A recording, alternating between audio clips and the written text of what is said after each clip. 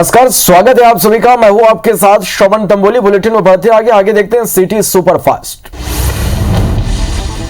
CM Tirath Singh के इस्तीफे देने के बाद देहरादून में आज बीजेपी विधायक दल की बैठक बुलाई गई। इसमें उत्तराखंड के नए मुख्यमंत्री पुष्कर सिंह धामी चुने गए। धामी राज्यपाल से मिल चुके हैं, जल्दी सीएम पद की शपथ लेंगे। बता दें कि बीजेपी विधायक दल की बैठक में उनके नाम पर फैसला लिया गया।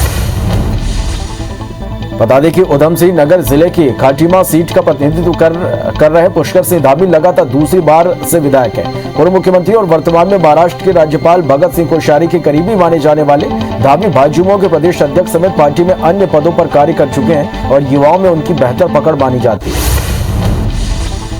उत्तराखंड के पूर्व मुख्यमंत्री तीरथ सिंह रावत ने कहा कि मैं राज्यपाल की यहां इस्तीफा देकर आ रहा हूं। संवैधानिक संकट था, इसके कारण मैंने अपना इस्तीफा मुख्यमंत्री पद से देना उचित समझा। मैं अपने केंद्रीय नेतृत्व का आभारी हूं, जिसने समय समय पर मुझे विभिन्न दायित्व दिए। उत्तराखंड के सीएम तीरथ सिंह रावत के इस्तीफे के बाद छत्तीसगढ़ की अब सियासत गर्मा गई है। कांग्रेस ने पूर्व सीएम रमन सिंह को घेरा है। संचार प्रमुख शैलेश नितिन त्रिवेदी ने बयान में कहा कि बीजेपी के लिए रमन सिंह अयोग्य साबित हो रहे हैं। रमन सिंह ने छत्तीसगढ़ के बाद उत्तराखंड को भी डुबो दिया। मोदी सरकार के दूसरे कार्यकाल के पहले मंत्रिमंडल विस्तार की अंतिम तैयारी पूरी हो गई है। सूत्रों का कहना है कि मंत्रिमंडल विस्तार में व्यापक फेरबदल होगा और यह माना जा रहा है कि मंत्रिमंडल में 28 और लोगों को समायोजित किया जा सकता है। प्रियंका गांधी ने गांव में संगठन को मजबूत करने पर जोर दिया। यूपी में 2022 के विधानसभा चुनाव को देखते हुए तैयारियां शुरू कर दी गई है। कांग्रेस महासचिव और यूपी प्रभारी प्रियंका गांधी जनता से जुड़े हर एक मुद्दे को लेकर सूबे की सत्ताधारी भाजपा सरकार पर जमकर निशाना साध रहे हैं। इसी क्रम में यूपी के नेताओं को विशेष प्रशिक्षण दिया जा रहा है। पंजाब में बिजली संकट को लेकर बीएसपी सुप्रीमो मायावती ने कांग्रेस पर निशाना साधा। उन्होंने कहा कि बिजली के गंभीर संकट से आम जनजीवन और उद्योग धंधे बुरी तरह से प्रभावित हो रहे हैं, जो यह साबित करता है कि कांग्रेस आपसी गुटबाजी खींचतान में उलझकर जिम्मेदारियों को भूल गई है, जिसका जनता को संज्ञान लेना जरूरी है। बिजली बिल के मुद्दे पर नवजोत सिंह सिद्धू लगातार कैप्टन अमरिंदर सिंह को घेर रहे हैं, लेकिन जानकारी के मुताबिक खुद नवजोत सिंह सिद्धू का 9 महीने का बिजली बिल करीब 9 लाख रुपया बकाया है। वही कमाई के मामले में सिद्धू कई सेलिब्रिटी को भी पीछे छोड़ते हैं।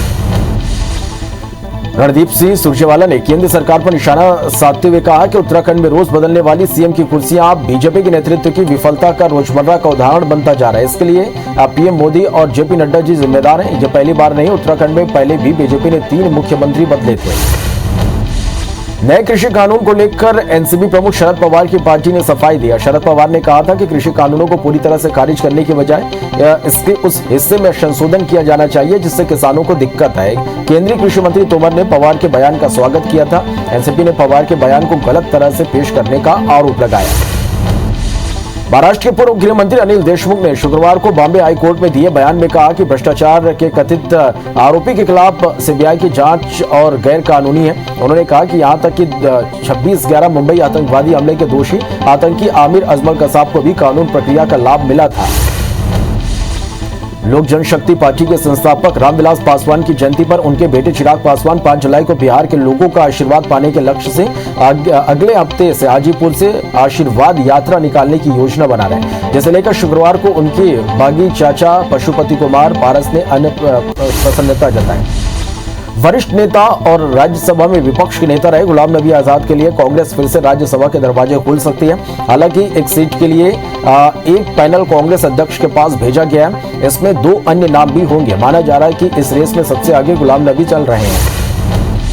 ऑपरेशन ऑल आउट के जरिए इस साल 61 आतंकियों को ढेर कर दिया गया है। घाटी में एनकाउंटर से आतंकियों की कमर तोड़ दी गई। टॉप टेररिस्ट की लिस्ट जारी करना भी ऑपरेशन की स्ट्रेटेजी का हिस्सा है, क्योंकि सुरक्षा वाले आतंकियों के नाम को सार्वजनिक कर सभी सोर्स से जानकारी जुटाकर उसको सफाया करते हैं। बिहार की एक अदालत में जम्मू कश्मीर के पूर्व मुख्यमंत्री महबूबा मुफ्ती के खिलाफ एक परिवाद पत्र दायर किया गया है। केस में कहा गया कि महबूबा मुफ्ती ने जम्मू कश्मीर में लोकतंत्र की बहाली, विशेष राज्य का दर्जा पुनः बहाल करने और पाकिस्तान से बात करने की मांग कर डाली। उनका यह बयान देश की एकता और अखंडता को खतरे में डाल सकता है।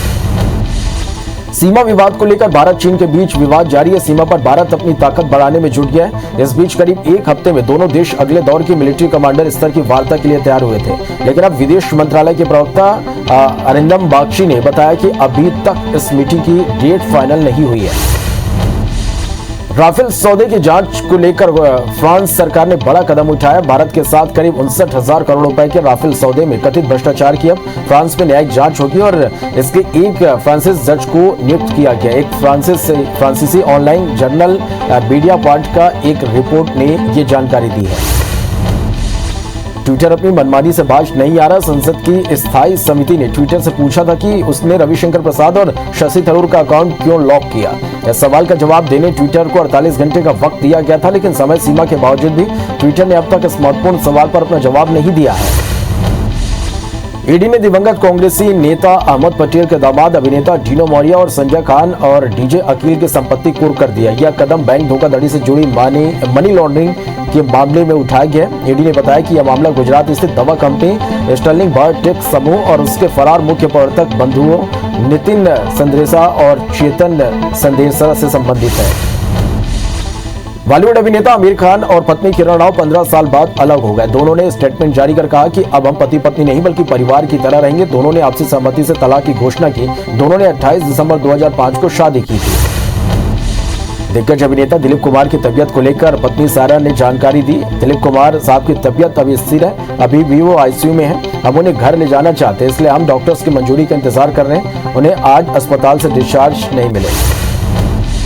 मुंबई में रसोई गैस की बढ़ती कीमतों के विरोध में प्रदर्शन कर रहे एनसीपी के कार्यकर्ताओं को पुलिस ने हिरासत में ले लिया। बता दें कि हाल ही में रसोई गैस की कीमत 25 रुपए की बढ़ोतरी इसमें की गई, जिससे महंगाई की मार झेल रही जनता के जेब का भार और भी बढ़ गया है। दिल्ली के बुद्ध विहार इलाके में एक घर में अचानक आग लग गई। इमारत की 6वीं मंजिल पर फंसे लोगों को सीढ़ियों से नीचे उतारा गया। घटनास्थल पर दमकल की 5 गाड़ियां पहुंची और आग पर काबू पाया। हादसे में घर का एक व्यक्ति और 2 दमकल कर्मी भी घायल हुए, जिन्हें अस्पताल में भर्ती करवाया गया। भोपाल में अंतर्राष्ट्रीय सहकारिता दिवस पर सीएम शिवराज ने गोदामों का लोकार्पण और शिलान्यास किया। 55 गोदामों के लोकार्पण और 144 गोदामों के शिलान्यास में सहकारिता मंत्री अरविंद भदौरिया भी मौजूद रहे। सहकारिता प्रतिनिधियों से सीएम का वर्चुअल संवाद भी हुआ। राज्यसभा सांसद ज्योतिरादित्य सिंधिया कल से मध्य प्रदेश के दौरे पर रहेंगे। कल से 7 जुलाई तक सिंधिया प्रदेश के 7 जिलों का दौरा करने वाले हैं, जिनमें नीमच, मंदसौर, रतलाम, धार, इंदौर, उज्जैन और देवास जिले शामिल हैं। मध्य प्रदेश में नर्सों की हड़ताल का चौथा दिन है। नर्स संघ अपनी 12 सूत्री मांगों को लेकर प्रदर्शन कर रही है। अब ग्वालियर के जूडा का सपोर्ट भी नर्सों को मिल गया है। चिकित्सा शिक्षा मंत्री विश्वास सारंग ने कहा कि नर्सों से बातचीत जारी है और जल्द समाधान निकाल लिया जाएगा। केंद्र में बीजेपी सरकार के 7 साल पूरे होने पर आज बीजेपी का वैचारिक प्रशिक्षण शिविर आयोजित किया गया। यह प्रशिक्षण शिविर 6 हफ्तों तक चलेगा। हर शनिवार को सुबह 10 बजे से प्रदेश भाजपा कार्यालय में वर्चुअली इसका आयोजन किया जाएगा। नरसिंहगढ़ में बीजेपी विधायक राजवर्धन सिंह ने अपनी ही पार्टी के खिलाफ मोर्चा खोल दिया। उन्होंने कहा कि 47 लाख रुपए की राशि देने के बाद भी ऑक्सीजन प्लांट का काम नहीं शुरू हो सका। कलेक्टर को पत्र लिखकर रकम वापस मांगी है। उन्होंने अपने खिलाफ राजनीतिक साजिश का भी आरोप लगाया। शाहजहांपुर पहुंचे सांसद महेंद्र सिंह सोलंकी का अनूठा और सादगी भरा अंदाज देखने को मिला। वो शाहजहांपुर की सड़कों पर बाइक पर अपने कार्यकर्ताओं के साथ घूमते दिखे। दरअसल सांसद महेंद्र सिंह सोलंकी कोरोना काल में असमय जान गंवाने वाले भाजपा कार्यकर्ताओं उनके परिजनों से मिलने पहुंचे और परिवार को शोक संवेदनाएं व्यक्त। हेमंत वर्मा विद्युत नियामक आयोग के नए अध्यक्ष बनाए गए। सीएम हाउस में विद्युत नियामक आयोग के नए अध्यक्ष हेमंत वर्मा ने शपथ ली। आयोग के नए अध्यक्ष को सीएम भूपेश बघेल ने बधाई दी। वर्मा के पास प्रदेश में बिजली की निरंतर सप्लाई की जिम्मेदारी रहेगी। छत्तीसगढ़ हाउसिंग बोर्ड ने बड़ा फैसला लिया है। आधी कीमत में फ्लैट, घर और दुकानों को बेचने पर सहमति बनी है। भाड़ा क्रय व्यवस्था को भी लागू करने का फैसला लिया है। 35% राशि जमा करने पर ही स्वामित्व मिल जाएगा। प्रस्ताव पर कैबिनेट की हरी झंडी का इंतजार है। रतलाम की माड़क चौक पर एबीवीपी के कार्यकर्ताओं ने कलेक्टर का पुतला रखकर प्रदर्शन किया। कार्यकर्ता स्कूल में टीसी को लेकर अवैध वसूली से नाराज है और कलेक्टर से कार्रवाई की मांग कर रहे हैं। हालांकि कार्रवाई नहीं होने पर कार्यकर्ताओं ने कलेक्टर का ही पुतला जलाकर प्रदर्शन किया।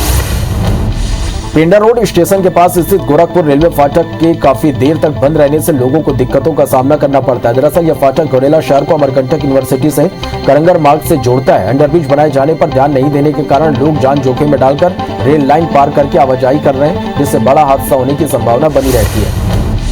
निलंबित आईपीएस पुरुषोत्तम शर्मा की विभागीय जांच शुरू हो गई है। पुरुषोत्तम शर्मा पत्नी से मारपीट मामले में निलंबित किए गए थे। सरकार के चार्जशीट देकर 15 दिन में जवाब मांगा है। साथ ही नियम विरुद्ध कर्मचारियों के अटैचमेंट का आरोप भी लगाया है।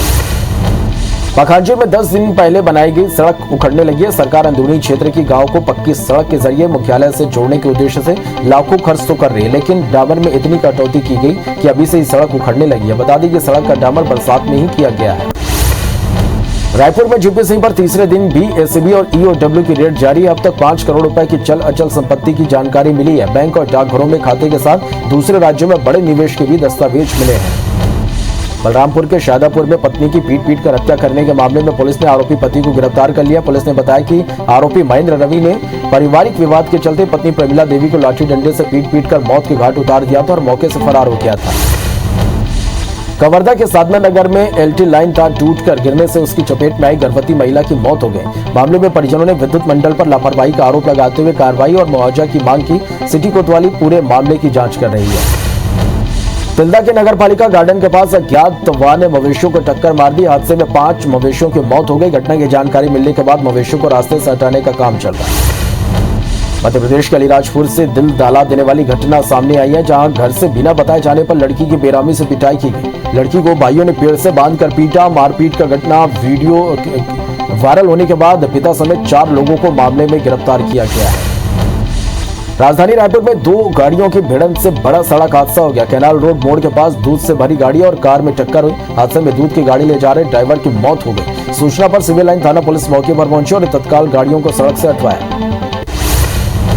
जाको रखे साइयां मार सके ना कोई, ये कहावत 6 माह की मासूम बच्ची के साथ चरितार्थ हुई। होशंगाबाद रोड पर कार की टक्कर के बाद बच्ची मां की गोद से छूटकर दूर जा गिरी थी। बच्ची को छोड़कर महिला को एम्स में भर्ती कराया गया, लेकिन सड़क पर गिरी बच्ची को लोगों ने पुलिस की मदद से मां तक पहुंचाया। अब मां और बेटी दोनों सुरक्षित हैं। बलरामपुर के जिंगो गांव के पास NH 343 पर तेज रफ्तार पिकअप पलट गई। एक्सीडेंट के दौरान ड्राइवर ने कूदकर अपनी जान बचाई। हीरे से लोडेड पिकअप को स्थानीय लोगों ने धक्का देकर सीधा किया। मौके पर पहुंची पुलिस की टीम ने वाहन को अपने कब्जे में लेकर कार्रवाई शुरू कर दी है। दमोह कटनी मार्ग पर ट्रैक्टर और कार की टक्कर हो गई। इस हादसे में कार और ट्रैक्टर ड्राइवर की मौके पर ही मौत हो गई, जबकि 6 से ज्यादा लोग घायल हो गए। सभी घायलों को दमोह जिला अस्पताल में भर्ती कराया गया, जहां उनका इलाज जारी है। पेंडा के दमदम गांव में किसान के ऊपर ही ट्रैक्टर का इंजन उस वक्त पलट गया जब वह खेत की जुताई में लगा हुआ था। हादसे में किसान को मामूली चोट आई।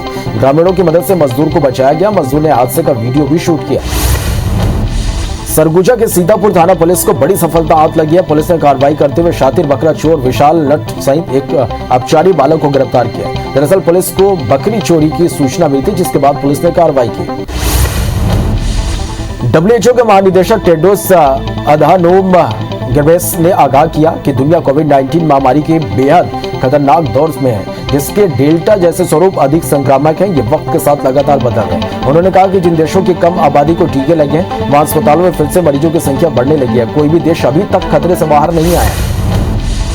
ग्वालियर में 10 डेल्टा वेरिएंट मरीजों की पुष्टि की गई है। मरीजों के सैंपल दिल्ली भेजे गए थे। जांच के बाद दिल्ली से आई रिपोर्ट में मरीजों में डेल्टा प्लस वेरिएंट की पुष्टि हुई है, जिसके बाद अब CMHO office history record trace करेगा। उत्तर प्रदेश में कोविड संक्रमण और लॉकडाउन की वजह से फूल व्यापारियों को भारी नुकसान हो रहा है। पहले लॉकडाउन में फूल कम मात्रा में आ रहे थे और अब लॉकडाउन हटने से फूल तो आ रहे हैं, लेकिन फूल महंगे बिक रहे हैं। यूपी के मेरठ में कोरोना के चलते लॉकडाउन लागू है। इस दौरान सिर्फ जरूरी सेवाओं पर छूट का ऐलान किया गया। यूपी में 2,70,000 लोगों को एक दिन में वैक्सीन लगी। इसके साथ राज्य में 5 करोड़ 8 लाख लोगों ने वैक्सीन लगवा लिया। यूपी में अब तक 17 लाख से ज्यादा लोगों को कोरोना संक्रमित यहाँ लोग हो चुके हैं।